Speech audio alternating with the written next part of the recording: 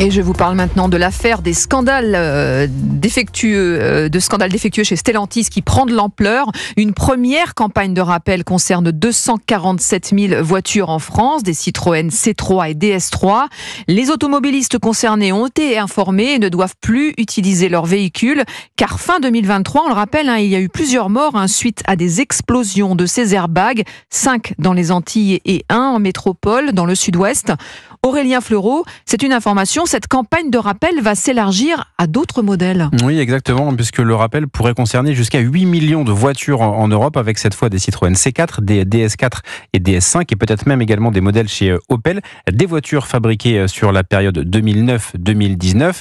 Mais attention, là, l'urgence n'est pas exactement la même. Les airbags ne sont pas forcément défectueux. Il faudra tout de même les changer par précaution et cela va évidemment prendre du temps. Seront d'abord concernés les automobilistes qui vivent au sud d'une ligne Lyon-Clermont définie par Stellantis parce que les risques sont plus élevés quand il fait chaud et humide. L'aspect d'urgence, il concerne effectivement toujours les modèles C3 et DS3 équipés de ces airbags de Takata, ce fournisseur japonais qui a depuis fait faillite. Là, ce sont environ 530 000 véhicules en Europe, dont près de la moitié en France. Une campagne de rappel massive qui tourne au casse-tête clairement pour le constructeur. Plusieurs courriers sont et seront adressés aux propriétaires concernés. Obtenir une voiture de substitution n'est clairement pas simple. Et puis, cette affaire est en train de prendre une tournure judiciaire puisqu'une action collective est en train de se mettre en place. Les précisions d'Aurélien Fleureau, le spécialiste transport à Europe 1.